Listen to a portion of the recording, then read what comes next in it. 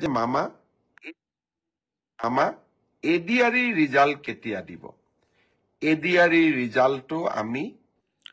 education টিকে আছাম সকলোকে স্বাগতম জনাইছোঁ এডিআৰই ৰিজাল্ট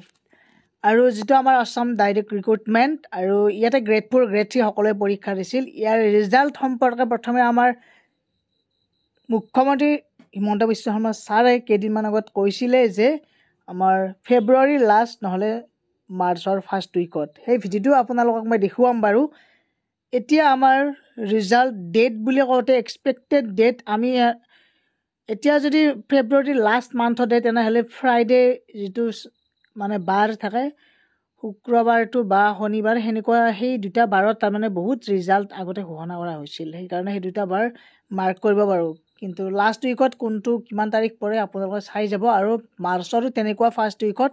কিমান তাৰিখ ফ্ৰাইডে ছেটাৰডে পৰে সেইটো চাই ল'ব আৰু আমাৰ ইয়াতে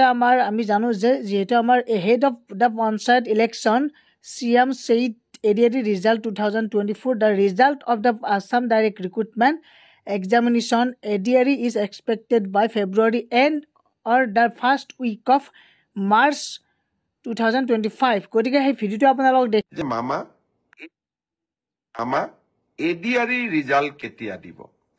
এডিআৰই ৰিজাল্টটো আমি তৃতীয় আৰু চতুৰ্থ বৰ্গৰ আটাইকেইটা পৰীক্ষাৰ ৰিজাল্ট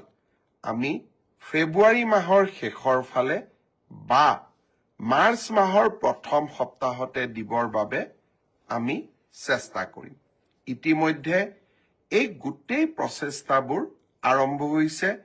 আৰু আমাৰ প্ৰচেষ্টা হ'ব যে নিৰ্ধাৰিত সময়ত এইবাৰ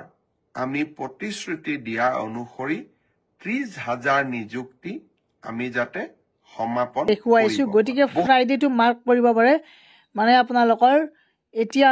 মই কেলেণ্ডাৰখন উলিয়াইছোঁ বাৰু যদি ফেব্ৰুৱাৰী মাহত ৰিজাল্ট দিয়ে তেনেহ'লে 21 ফেব্ৰুৱাৰী বা 22 ফেব্ৰুৱাৰী দিনকেইটা মাৰ্ক কৰিব পাৰে আৰু যদি মাৰ্চত আমাৰ ৰিজাল্ট দিয়ে তেনেহ'লে আমি ক'ব পাৰোঁ যে আমাৰ মাৰ্চ মাহত যদি ফাৰ্ষ্ট উইকত দিয়ে তেনেহ'লে আমাৰ 7-8 তাৰিখ মানে ৰিজাল্ট ঘোষণা কৰিব পাৰে গতিকে এইটো এটা এক্সপেক্টেড ডেট হয় আমি কনফাৰ্ম চিয়'ৰ নহয় এই দুটা মানে ডেটত মাৰ্চ আৰু ফেব্ৰুৱাৰী দিব পাৰে গতিকে আমাৰ মাৰ্চ মাহত ফাইনেল বা ফেব্ৰুৱাৰী লাষ্টত এটা পাই যাব আপোনালোকে যিহেতু আমাৰ প্ৰায় মানে এইটো হৈছে ফাৰ্ষ্ট ৰাউণ্ড ছেকেণ্ড ৰাউণ্ড হ'ব যিহেতু সেইকাৰণে কাৰণ থাৰ্ড গ্ৰেড পৰীক্ষাবোৰত ছেকেণ্ড ৰাউণ্ড হ'ব